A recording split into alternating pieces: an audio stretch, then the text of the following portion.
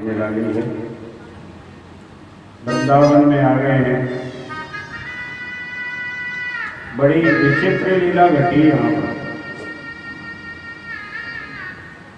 तो 5 वर्ष की लीला है, वो 6ठे वर्ष में जाके हुई। तो ऐसा कैसे हुआ? राजा परीक्षित ने पूछा। ब्रह्मन् कालान्तर्गतं तत्कालीनं कथं भवेत् यत् कौमारं हरिकृतं जगो पौगण्डे अवर्कगा।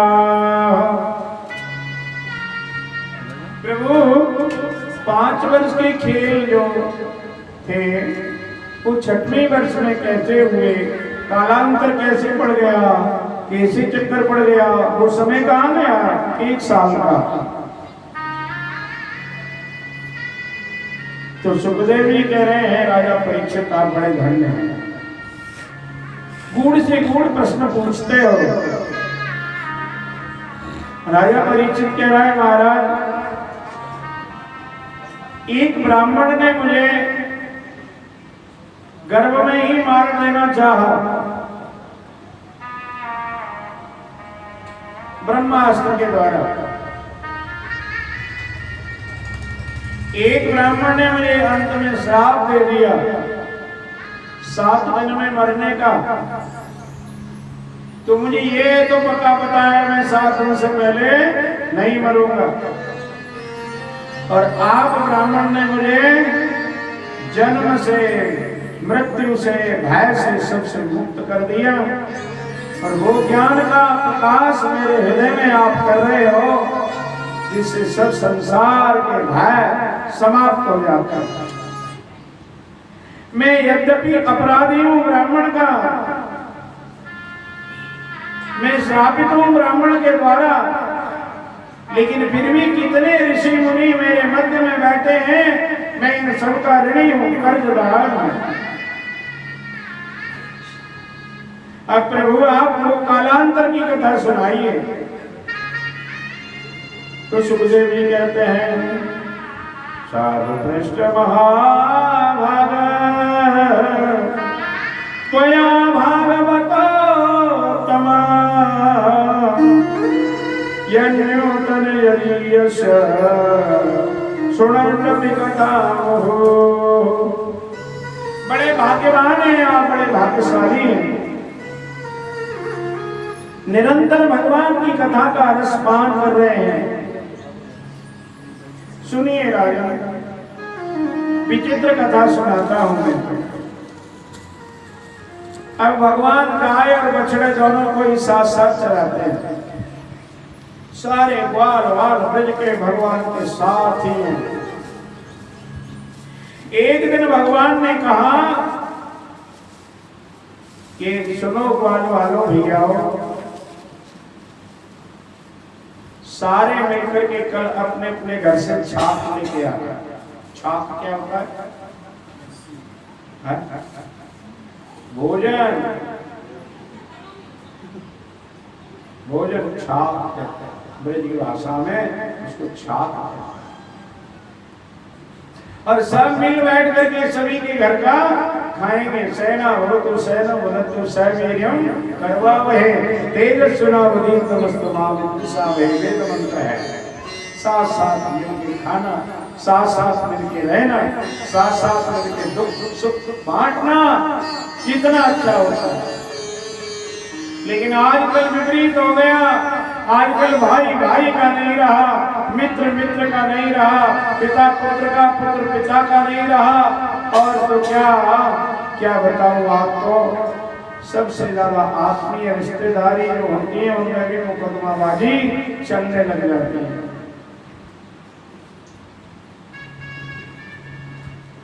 तो भगवान ने कहा कल सब मिलकर के खाएंगे, सबका घर के आना चाहिए। किसी के घर का रहना रूखा सूखा जो जिसके घर हो लेके आना। आज वो गीता का वो श्लोक भगवान परिपूर्ण करते हैं, पत्रम पुष्पम फलम तोयम यो मे भक्ता प्रेक्षते।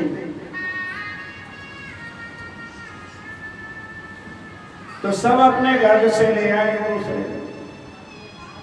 मधुमंगल ने अपनी मैया से कहा, ओ मैया आज भगवान ने भोजन मंगाया है।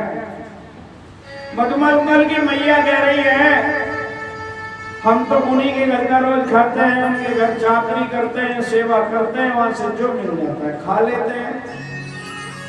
घर तो हम खाना बनाते ही नहीं, कोई व्यवस्था भी नहीं है।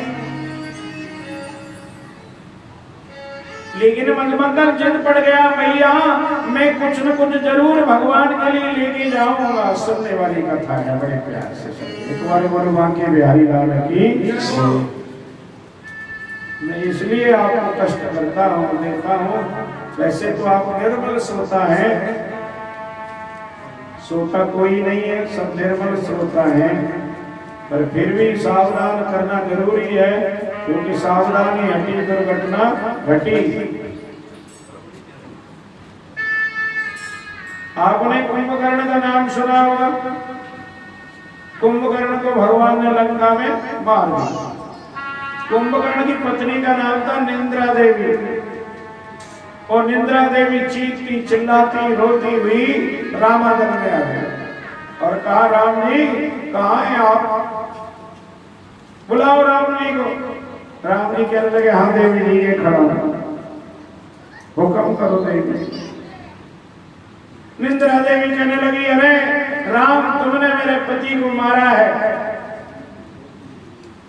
कल को तुम्हारी कथा हुआ करेगी तो तुम्हारे भक्तों की खोपड़ी पे आके मैं बैठ जाया करूंगी। निंद्रा देवी कहती, भगवान के लगे बच गए, तो कुछ भी कर सकती थी। भगवान कहने लगे, ठीक है तुम मेरे भक्तों के ऊपर आके बैठोगी, लेकिन मेरे जो व्यास हैं वो जो बोलेंगे बाके बिहारी लाल की जय, तो जाना ही पड़ेगा। इसलिए मैं पहले दिन कहा था मैं चौकीदार हूं, और चौकी आपने दे दी है, इस पे बैठा हूं। अब जगाना आपका मेरा धर्म है कि जागते रहो जागते रहो जागते रहो, ये मेरा धर्म है। इसलिए आपको हर प्रकार से धर्म से, ज्ञान से, बुद्धि से, वैराग से जगाना मेरा धर्म है। इसलिए बार बार आपको तंग करता हूँ, बाके बिहारी लाल की जय बोलते रहना, भूल मत कर। मधुमंगल कह रहा है, मैया कुछ न कुछ तो दे। मैया कहती है, कुछ भी नहीं है बेटा, क्या दे तेरे लिए। मधुमंगल कहता है, पिछले जन्म में भगवान को नहीं दिया तो इस जन्म में दरिद्री हो गए हम।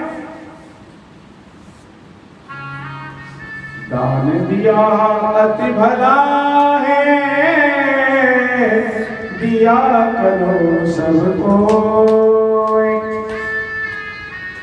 सुन रहे हो ना, दान दिया अति भला है, भैया दिया करो सबको, क्योंकि घर में धरा न पाइए, जे कर दिया न हो।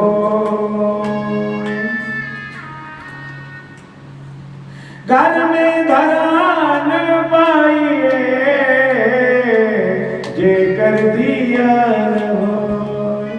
ये हाथ में दीपक नहीं है तो घर में रखा हुआ भी मिलेगा नहीं।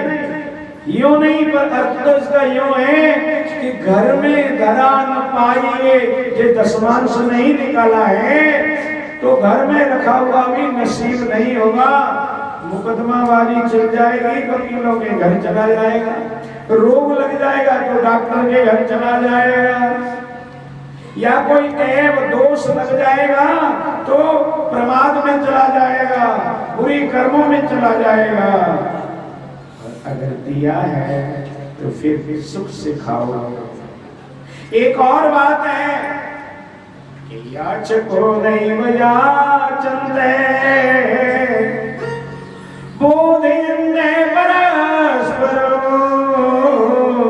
कोई मांगने वाला तुम्हारे घर मांगने नहीं आता, वो तो तुमको जगाने के लिए आता है। क्यों जगाने के लिए आता है? वो कहता है कि याचको नैव याचन्ते बोधयन्ते परस्परम् दीयतां दीयतां दानं भैया तुम्हारे पास अगर है तो दान करते रहो, नहीं करोगे तो पहले जन्म में मैंने नहीं दिया इसलिए कटोरा लेके मांग रहा हूं, और अगर तुम भी नहीं दोगे तो मेरी तरह तुम भी कटोरा लेके मांगोगे। इसलिए याचको नहीं व याचन्ते, अरे मांगने वाला मांगने नहीं आता, हमें जगाने के लिए आता है। देते रहो, नहीं दोगे तो कटोरा लो के मेरी तरह तुम भी एक दिन भिखारी बन जाओगे, मांगोगे। आज विष्णु मंगल कह रहा है मैया पहले जन्म में नहीं दिया, इस जन्म में दरिद्री हो गए, भिखारी हो गए। राधे राधे।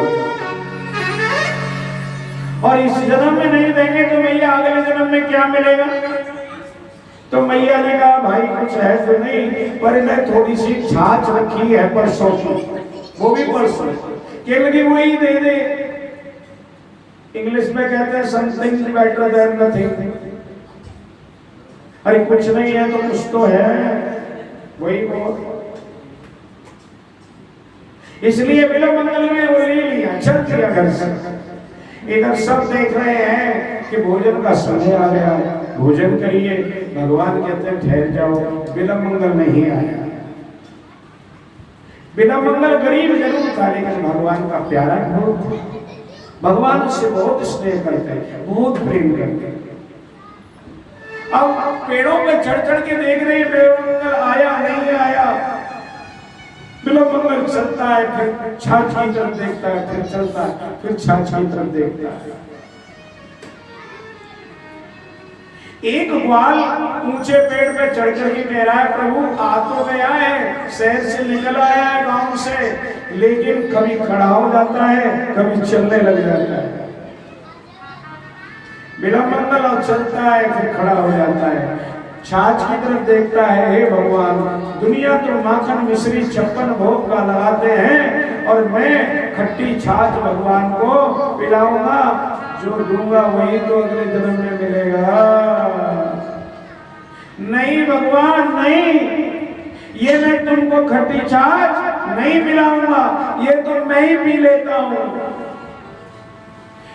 ग्वाल कहने लगे देखो बाबा दादा वो तो जो लाया था वो खुद ही खाने लग गया।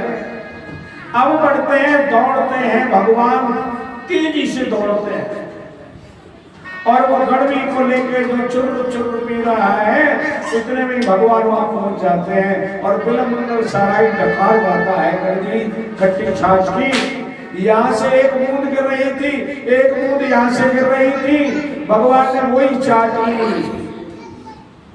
पहले जन्म में कुछ नहीं दिया, इस जन्म में कुछ नहीं मिला, अब मैंने मौका दिया तो तू उसको भी खाने लगा। इसलिए भगवान ने एक बूंद इधर वाली, एक बूंद इधर वाली, दोनों ही बूंद चाट ली भगवान ने। इतने में ही ब्रह्मा आए मिलने के लिए। ब्रह्मा ने देखा ये ब्रह्म है, ये कैसा ब्रह्म है जो ग्वाल वालों के मुंह को चाट रहा है, ये कैसा ब्रह्म है? ग्वाल वालों को मुंह को चाट रहा है, कैसा ब्रह्म है? मोह हो गया, और मोह हो गया तो सोचने लगा अभी पता लग जाता है कैसा भगवान है। गाय को चुरा ले गए, भगवान ने देखा गाय नहीं है, भगवान ढूंढने गए तो ग्वाल वालों को चुरा ले गए। लौट के आए तो बछड़े भी चुरा ले गया। भगवान अकेले रह गए, न ग्वाल वाल, न गाय, न बछड़े, तीनों चीजें ब्रह्मा चुरा कर ले जाकर के ब्रह्म लोक में कहीं छुपा करके रख लिया। भगवान ने देखा इतनी जल्दी गाय ग्वाल वाल सबको चुराने वाला कौन है, तो ध्यान दिया तो मन में आया जो मेरी नाभि से कमल कमल से निकला ब्रह्मा वही आज मेरे को माया कर रहा है। चल कोई नहीं बेटा आजा, फिर हमारी तेरी ठनेगी। भगवान गाय ढूंढने नहीं गए, बछड़े ढूंढने नहीं गए, ग्वाल वाल ढूंढने नहीं गए, उन्होंने वैसे ही गाय बनाई, वैसे ही बछड़े बनाए, वैसे ही ग्वाल वाल बनाए, तीनों बना ली। उस दिन भगवान बलराम जी गाय चराने नहीं आए थे। आहा इस लीला को करते करते भगवान को देर ज्यादा हो गई। बलराम जी ने सोचा आज लेट क्यों हो गए, पता नहीं क्या बात हो गई, मैं आज गया नहीं था। बलराम जी काम से बाहर आके खड़े हो गए। अब जब धूल उड़ी तो समझ लिया कि भगवान आ रहे हैं, गाय आ रही है, बछड़े आ रहे हैं। अब ग्वाल वालों के को देखते हैं बलराम जी तो कन्हैया नजर आता है, गायों को देखते हैं तो कन्हैया नजर आता है, बछड़ों को देखते हैं तो कन्हैया नजर आता है, सब में वही बैठा है। बलराम जी कहने लगे ये क्या तमाशा बना के लाया है तू आज? भगवान कहने लगे चुप रहना, बिल्कुल चुप रहना, ये भेद यही रहने देना, मैं जानू या तुम जाने, तीसरा कोई नहीं जाने। ये सब ब्रह्मा की करतूत है, बाद में बताऊंगा। तो एक साल तक वही बछड़े, वही गाय, वही ग्वाल, किसी को पता नहीं लगा, घर वालों को पता नहीं लगा कि ये नकली बच्चे हैं या हमारे रियल बच्चे हैं।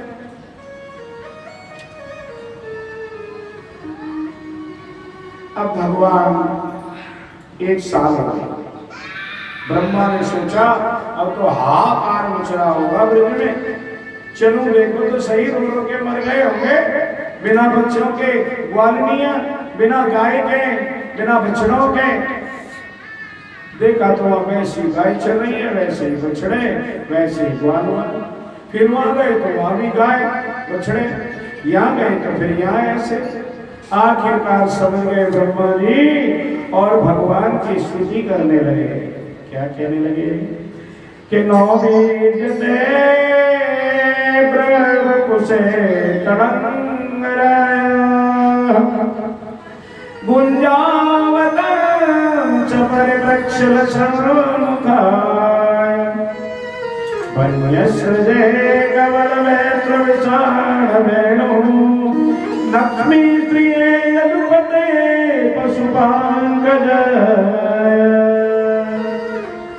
ये मोर मुकुट धारण करने वाले मुरली मनोहर भगवान, मैं तेरे चरणों में गिरकर के प्रणाम करता हूँ।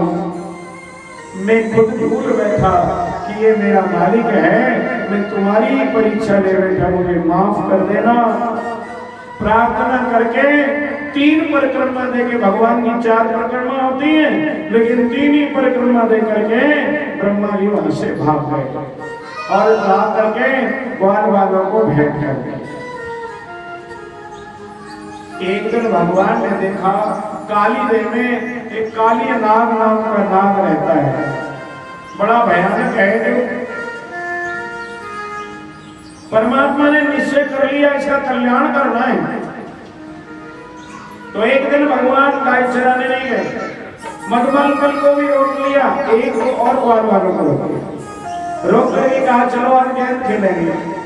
कहाँ पे खेलेंगे? तो काली देव पे खेलेंगे। वहां गेंद खेलने के लिए गए। मधुमंगल गेंद बना के लाया था अपनी मैया के लहंगा को घुस करके अच्छी तरह से उसके नाड़े से, सोचने लगा खेल करके आकर रख देंगे, लेकिन टुल्ला मारा, गेंद गई गेंद। मधुमंगल रोने लगा मैं गेंद चाहिए। भगवान कहने लगे और गेंद दे देंगे तुझे, 2 गेंद दे देंगे, नहीं मेरी तो माता का लहंगा। भगवान कहने लगे तुझे 2 अपनी माता के लहंगा दे देंगे, लेकिन मधुमंगल कहने लगा नहीं नहीं नहीं, मेरी तो टूटी खड़ जाएगी, मार पड़ेगी, मुझे तो वही वाली गेंद चाहिए। अब भगवान ने तो सुखाई बुद्धि और कूद पड़े काली देव। काली देव में तो काली नाग रहता था, उसकी परछाई उनको से पड़ जाती, कोई पंछी करके मर जाता, कोई गाय भैंस पानी पी लेती वो भी मर जाती। ऐसा जहरीला पानी। हाहाकार मच गया ब्रज में। ग्वाल गए मैया जसोदा तेरा बच्चा तो कूद पड़ा नदी में और काली देव में, और वो नहीं बचे। मैया रोती रोती वहां आई। बलराम कहने लगे मैया चिंता ना कर, वो अभी आता है गेंद लेकर। उसमें केसू के फूल भी थे, जो कुछ दिन पहले स्नेहा भेजा था कंस ने नंद राय जी को, मुझे केसू के फूल चाहिए। वो केसू के फूल भी तोड़वा के लाए और भगवान ने काली नाथ को नाथ करके भगवान बाहर निकले। सारे ब्रज में जय जयकार हो गई। कंस के लिए केसू के फूल भेज दिए, मानो चुनौती भेज दी हो। कालीनाथ से भगवान ने कहा अब तू ब्रज छोड़ दे। वो कहता है महाराज छोड़ तो दूं, लेकिन जाऊं कहां? तुम्हारा जो बहाने गरुड़ में मुझे खा जाएगा। भगवान ने कहा जा, तेरे सर पर मेरे चरण का चिन्ह है, अब तुझको कोई तंग नहीं करेगा और तू यहां से रमणदीप चला जा। सुखदेव जी से महाराज परीक्षित पूछ रहे हैं प्रभु ये यहाँ क्यों छिपा था और जा क्यों नहीं रहा था, गरुड़ का इसमें क्या बैर था? तो सुखदेव जी कहने लगे राजन, कश्यप ऋषि के दो पत्नियां थी, कद्रु और वनिता। वनिता का पुत्र थे गरुड़ जी और कद्रु के पुत्र थे नाग। शर्त लगी सूर्य का घोड़ कैसे घोड़े हैं? मैया वनिता ने कहा सफेद हैं, लेकिन कद्रु ने कहा काले हैं और रियल में थे काले। शर्त लग गई अगर काले हुए तो मैं तेरी दासी, सफेद हुए तो मैं तेरी दासी। शाम को घर में लौट के पहले काले नाग आए, उसके बेटे कद्रु पे बैठे। कद्रु से पूछा मैया अनमनी क्यों बैठी है? कि शर्त लग गई है तेरी मौसी से। क्या लग गई है? कि सूर्य के घोड़े कैसे हैं? वो तो है ही सफेद। तो भी कुछ भी करो, कल मैंने काले घोड़े दिखाने उसको, तो भी चिंता क्यों करती है? घोड़ों से हम लिपट जाएंगे काले नाग और वो काले हो जाएंगे। कद्रु के पुत्र गए, घोड़े से लिपट गए। कद्रु ने दिखाया देख बनता बहन घोड़े काले हैं, उन्होंने कपड़े उतारे, दासी बन गई। जब गरुड़ जी आए उन्होंने पूछा माँ ये क्या बनाया, फटे कपड़े क्यों बने? वनिता कहने लगी मैं तो शर्त में हार गई हूं तुम्हारी मौसी से। कैसे? कि उन्होंने कहा घोड़े काले हैं, हमने कहा सफेद हैं और उन्होंने दिखा दिए हमको काले हैं, इसलिए हम दासी बन गई। माँ तेरे साथ छल हो गया। अब लड़ाई करें तो अकेले गरुड़ जी और वो हजारों उसके बेटे। गरुड़ जी भगवान की शरण में गए, उनसे बल मांगा कि मैं जितने भी मर्जी नाग खा लूं उसको जहर नहीं चाहिए। आशीर्वाद मिल गया तो बीन बीन के खाने लगे। 50-100 रोज खाता। अब नागों ने पंचायत की और कहा एक तुमको रोजाना मिल जाएगा। जिस दिन काली नाग की बारी आई वो काली नाग नहीं आया और भाग करके काली देव में छूट। तो काली देव में क्यों नहीं आते थे गरुड़ जी? इसलिए नहीं आते थे कि श्राप लगा था सोबरी ऋषि का। पहले काली के गरुड़ जी काली देव में आकर के मछलियों को मत्स्यों को खाया करते थे। उन्होंने सोबरी ऋषि से प्रार्थना की, सोबरी ऋषि ने श्राप दे दिया अब अगर यहाँ काली नाग आया तो जीवन से हाथ धो बैठेगा, इसलिए पहले श्राप के कारण वो यहाँ आते हैं। अब भगवान ने छाप छोड़ दी, काली नाग पर कृपा भगवान ने कर